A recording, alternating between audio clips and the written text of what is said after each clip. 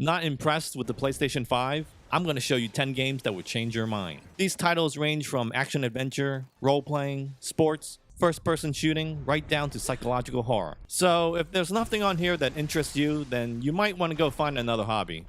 Number 10. The Medium.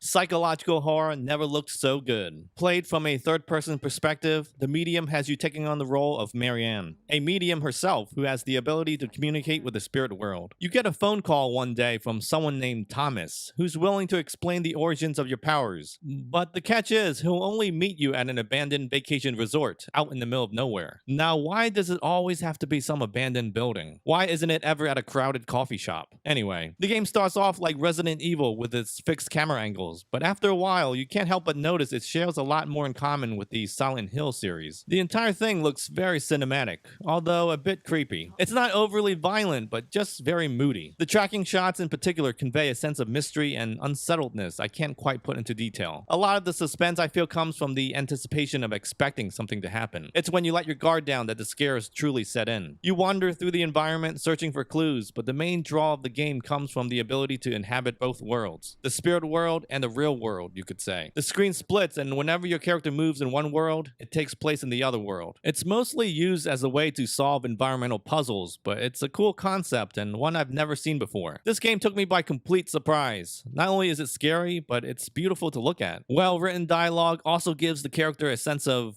character, I guess. It almost feels as if you're both in this journey together. Dark, beautiful, and creepy. If you're a fan of old school Resident Evil and Silent Hill, then you have to check out The Medium. Definitely a hidden gem. Number 9.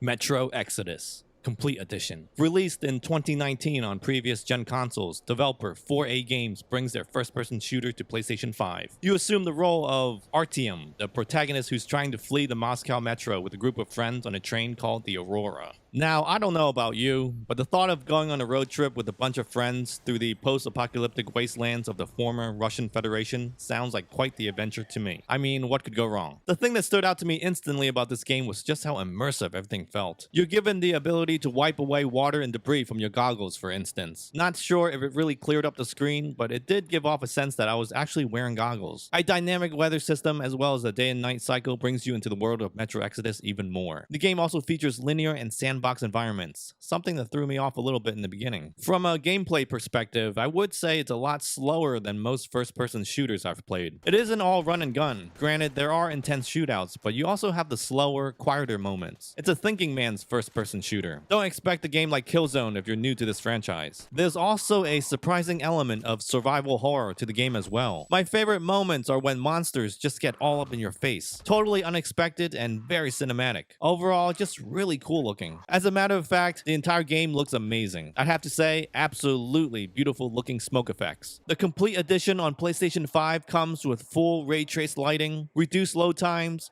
4K texture packs, spatial audio, as well as haptic feedback support. If you're looking for a different kind of first-person shooter that isn't just mindless shooting, then give Metro Exodus a try. You'll be pleasantly surprised. Number 8. Control Ultimate Edition. An action-adventure game where you're tasked with containing and studying phenomena that violate the laws of reality. Built in the Metrovania format, you're given a large world map to explore at a non-linear pace. Having no prior knowledge of the game before playing, I wasn't sure what to expect. And after playing it for a bit, I still don't know how to explain it. It's sort of like Resident Evil with its creepy tone and atmosphere, but combined with X-Men powers. The gunplay feels great, thanks mostly in part to the PS5's adaptive triggers. Firing shots give off this feeling of resistance each time you pull on the trigger. It's pretty cool. It gives the shots a lot more impact, I guess you could say. Another thing worth noting is that your weapon reloads automatically after entering a cooldown phase. It's a nice change since you won't have to worry about running out of ammo. I would also like to mention how awesome this game looks. Melee attacks and special abilities make great use of the destructible environments. Ultimate Edition on PlayStation 5 includes the original release with its DLC, plus a 60 FPS performance and 30 FPS ray tracing modes. The gameplay does take a few minutes to get used to, especially the part of not having to reload. But I think once you get a hang of it, Control turns into one of those games where you can't put the controller down because you're so interested to see what happens next. Number 7. Lost Judgment. You know, I never really thought Sega would bounce back after going third party, but with a recent string of successful titles, I think they're finally starting to come into their own. The Yakuza series and now its most recent spin-off, Lost Judgment, is a prime example of that. Once again, you take control of Takayuki Yagami as you explore the Japanese cities of Kamurocho and some other city which I won't even attempt to pronounce. You're a private detective hired to investigate whether any bullying has been taking place at a nearby high school. Upon further discovery, you learn of a suicide and possible cover-up. It's not the most original story you'll ever hear, but I will admit, it's told rather well. The writing, surprisingly, is very good. Characters appear believable, and there's a human quality to them. It's almost as if the developers really cared about the story. There's a lot of dialogue to get through, but not once did I find myself bored or uninterested. Another thing that surprised me is that the game can be funny at times. Not all jokes will appeal to everyone, but for the most part, they do hit their mark. If you enjoyed the last game, then you'll definitely like this one. A few gameplay features make a return, such as stealth, platforming, and tailing missions where you chase suspects around the city. Lost Judgment also features various new side missions and mini-games as well. A nice diversion to help keep things interesting. The most notable feature that makes a return, at least in my opinion, is access to emulations of classic Sega games. Whether you're playing on the Master System at the office or just happen to run by the Club Sega arcades, Lost Judgment provides a great way to relive some of Sega's classic titles. Combat is fun as ever, and with various difficulty settings, there's a playstyle for gamers of all skill levels. Fans of action-adventure games should definitely check out Lost Judgment. A return to form for Sega indeed, and I couldn't be happier. Number 6. Death Stranding, Director's Cut.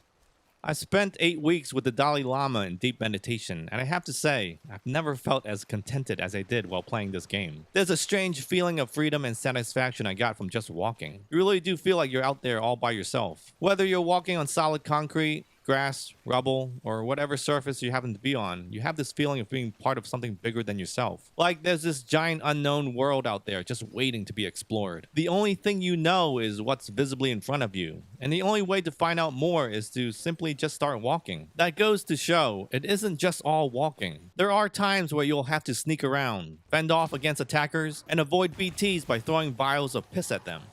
Is that what it is? There's also a sequence where you're fighting a giant whale, I think.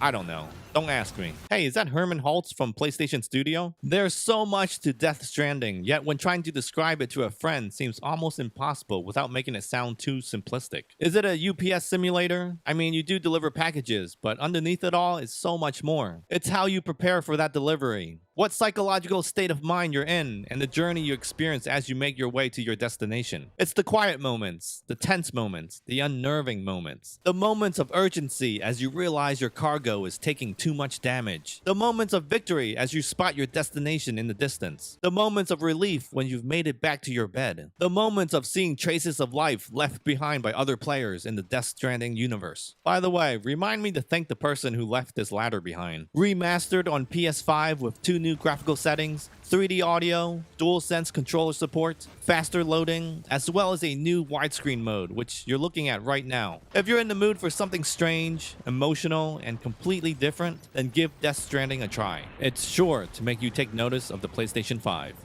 Number 5. Riders Republic.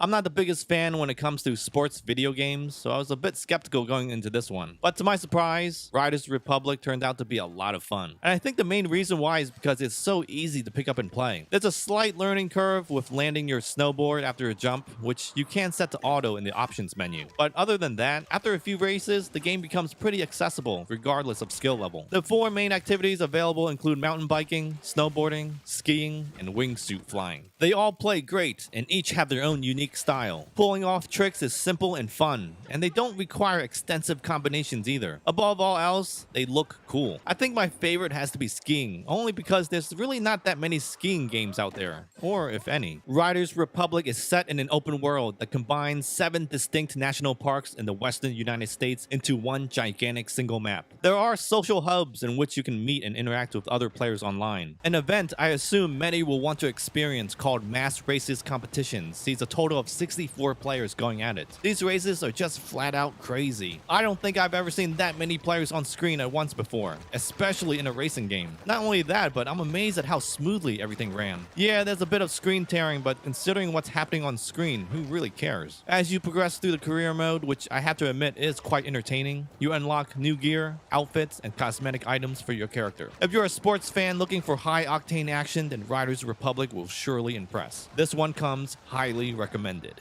Number 4.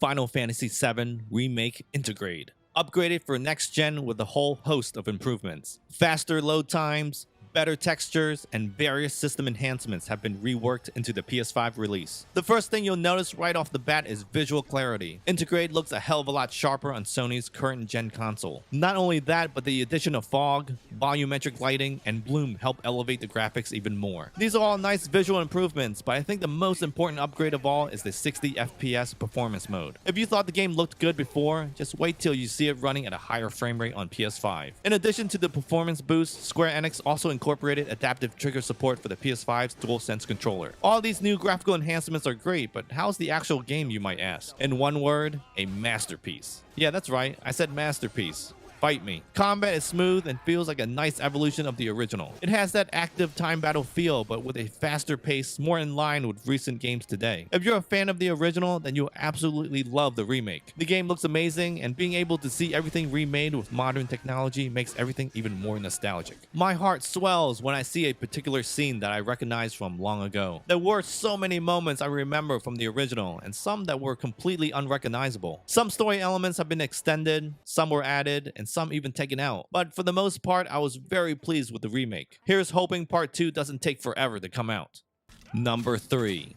Ghost of Tsushima Director's Cut. Released first on PlayStation 4 and now upgraded for current gen. Bumped up to a full 4K resolution running at a locked 60 FPS, Ghost of Tsushima on PlayStation 5 looks phenomenal. Along with the increase in resolution, you can expect a few quality of life changes as well. Loading has now been reduced to practically nothing. Say goodbye to checking your email while the game loads. There's also an option to increase the gust of wind, making it easier to see what direction you have to go in. Enemy target lock has been added, as well as haptic and adaptive trigger support for the DualSense. Cutscenes are now rendered in real time, along with proper lip sync while using Japanese audio. In addition, you also get the Iki Island expansion all on one disc. If you have yet to play this game, then this is the definitive version to get. The amount of care and detail that went into its design is staggering. From the gorgeous visuals right down to the combat system, there isn't one area of the game that doesn't impress. Switching back and forth between stances is simple but fun, and it's also a breath of fresh air to see how clean the UI is. The screen isn't cluttered with a crap ton of icons, leaving you room to appreciate the beautiful graphics on display. It offers just the right amount of information at exactly the right time. Saying that I had a good time with this game would be an understatement. Ghost of Tsushima Director's Cut is one of the most fun and addictive games I've played in a long time.